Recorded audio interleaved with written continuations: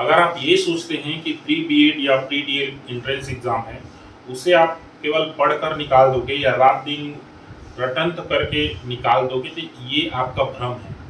ये जो परीक्षाएं हैं, ये पढ़ने से कहीं ज़्यादा जो स्ट्रेटजी है या रणनीति है उस पर डिपेंडेंट है।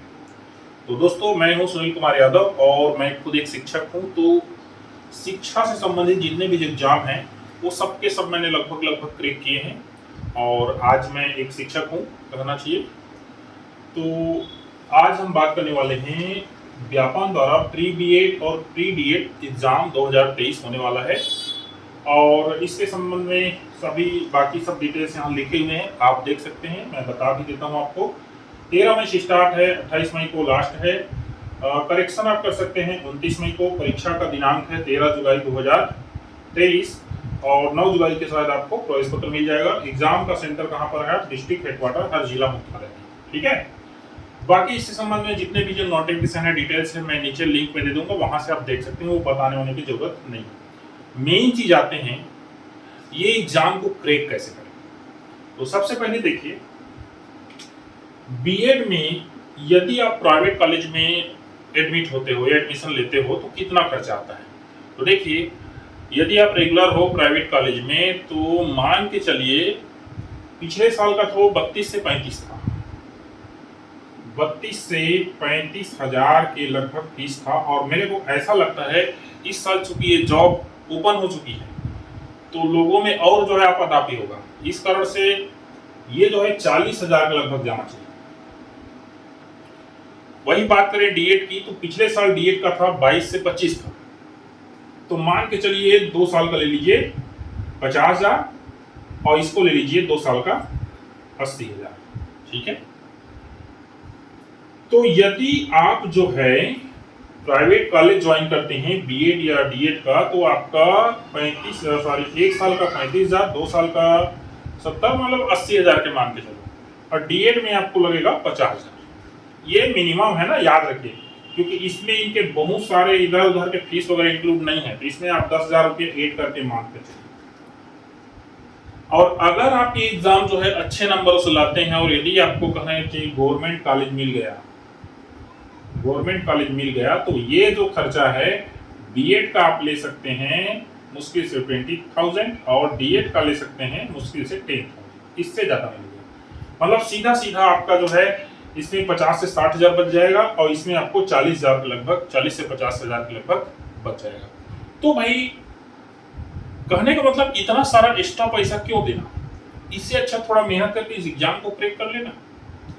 अब देखिए, अधिकांश लोग करते क्या है, ये मिला पुस्तक ले आए, 400-500 रुपए का आजकल आता है, फिर रात दिन जो है पढ़ रहे हैं और उसके बाद परीक्षा में जाकर बैठ जा रहे हैं। ये गलत तरीका है परीक्षा दिलाने का। केवल इसी परीक्षा की बात नहीं, किसी परीक्षा की बात है तो परीक्षा हम दिलाएं कैसे और एग्जाम को क्रैक कैसे करें। पिछले साल मैंने बकायदा जो है 7 या 8 स्टूडेंट थे मेरे और 4 स्टूडेंट आज जो है बिलासपुर में कोचिंग भी कर रहे हैं। उनको मैंने ये ट्रिक बताया था, उन पर अप्लाई भी किया। तो देखिए, सिलेबस कुछ इस तरह से है। पेडागॉजी जो शिक्षण अभिरुचि बोल देते हैं इसमें, और अगर आप टेट दिलाओगे तो पेडागॉजी बोल देते हैं। 30% है, हिंदी अंग्रेजी 10 नंबर है और जनरल एप्टीट्यूड टेस्ट जो है या गणित ले सकते हैं, मानसिक योग्यता है 30 नंबर का है और जीके है 20 नंबर का। अब चलिए, इसमें आपको स्कोर कितना करना पड़ेगा। तो यदि आपको गवर्नमेंट कॉलेज चाहिए, गवर्नमेंट कॉलेज में अगर आप एडमिशन लेना चाहते हैं तो स्कोर आपको लगभग 75 से 80 करना पड़ेगा। यदि आप एसटी कैटेगरी से आते हैं तो मेरे ख्याल से आप 60 से 65 में कर जाएंगे।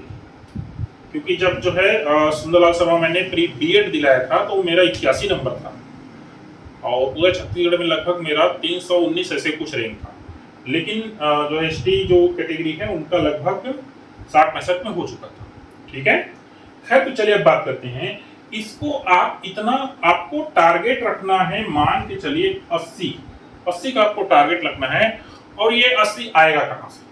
तो सबसे पहली बात, हम सब क्या करते हैं, पुस्तक लाए पढ़ना शुरू कर देते हैं। ऐसा नहीं है। पहला प्रोसेस देखिए, सबसे पहले आपको तो ये पता करना पड़ेगा कि आपकी कमजोरी कहाँ है और आपकी खासियत कहाँ है। ये कैसे पता चलेगा? आप कोई भी बुक स्टॉल जाइए, वहां पर आप प्रैक्टिस वर्क बुक बोलिएगा, प्रैक्टिस सेट या प्रैक्टिस वर्क बुक ये लीजिए। उसके बाद ईमानदारी से ना याद रखिए,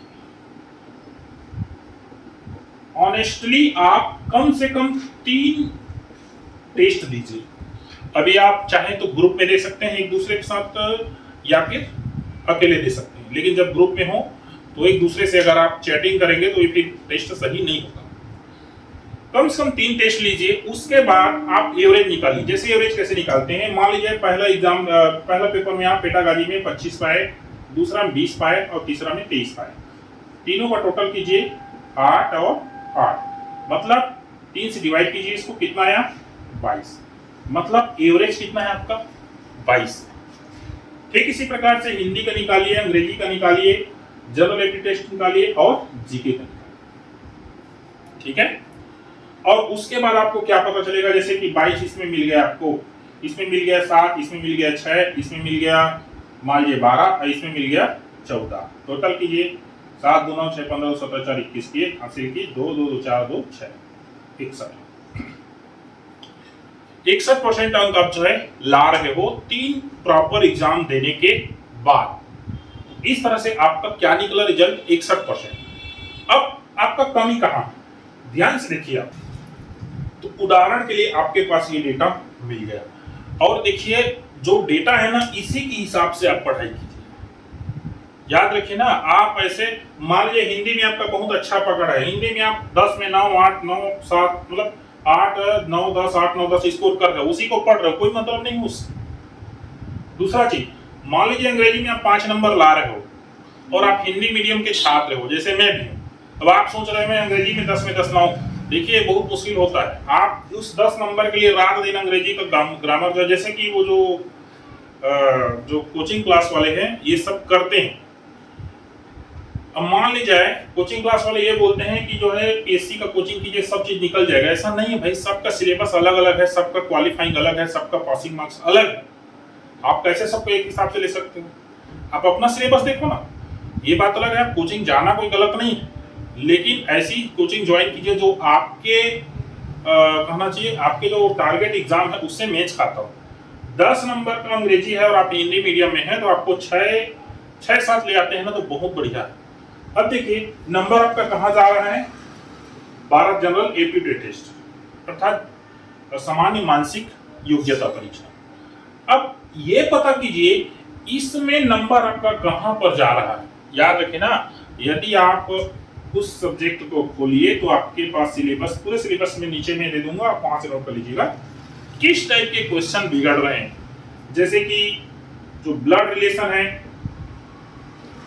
वो बिगड़ रहा है, परसेंटेज है वो बिगड़ रहा है, या फिर कहना चाहिए जैसे कि वो चित्र वाला होता है इस प्रकार से ये बिगड़ रहा है, या फिर और जो कुछ भी चीजें।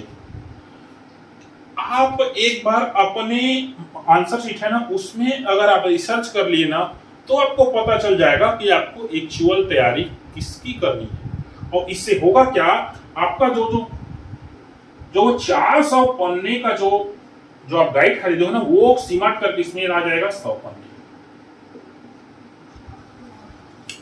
और इस तरह से आप जो है उन्हीं चीजों को पढ़ पाओगे जो आपको एक्चुअल में पढ़ना है।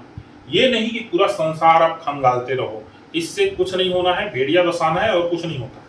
तो ये था प्रॉपर स्ट्रेटेजी, एक रणनीति कि कैसे हम इस एग्जाम को क्रैक करें। मैंने जो तरीका बताया वो मैंने अप्लाई किया हुआ है, ये काम करता है। बशर्ते बच्चे लोग सबसे ज्यादा जो है कहना चाहिए कतराते हैं किसमें, एग्जाम में, ये एग्जाम देने में, जो 3 एग्जाम जो शुरू में बताया इसमें। क्योंकि सभी का ये होता है कि हम खुद एग्जाम क्यों दें, 3 घंटा क्यों बैठे, इस टाइप से मन में आता है। कई बार ऐसा होता है हम 3 घंटा एग्जाम को 5 घंटा में देते हैं, उसके बाद अपना रिजल्ट निकाल लेते हैं। तो ये चीजें मत कीजिए, इसको सही तरीके से कंडक्ट कीजिए। 3 एग्जाम दीजिए और तीनों जो है आपका प्रॉपर होना चाहिए, सही तरीके से होना चाहिए। तो धन्यवाद आप सभी का वीडियो को यहाँ तक देखने के लिए। अगर आपको मेरा काम अच्छा लगा है तो चैनल को प्लीज़ सब्सक्राइब कीजिए और फिर मिलता है किसी नए वीडियो में। यदि आपको किसी विशेष सब्जेक्ट में कोई दिक्कत है तो आप नीचे कमेंट कर सकते हैं। दूसरी बात मैं आपको बताना चाहूँगा कि इस प्री डीएड शिक्षक परीक्षा, सीजी टेट, सेंट्रल टेट, इससे संबंधित बहुत सारे वीडियो मटेरियल्स मेरे चैनल में ऑलरेडी अपलोडेड हैं। प्रश्नोत्तरी है, क्वेश्चन आंसर्स हैं, लेक्चर्स हैं। लाइव सेक्शन में जाइए, आपको बहुत सारे मिलेंगे। आप आराम से वहां से स्टडी कर सकते हैं।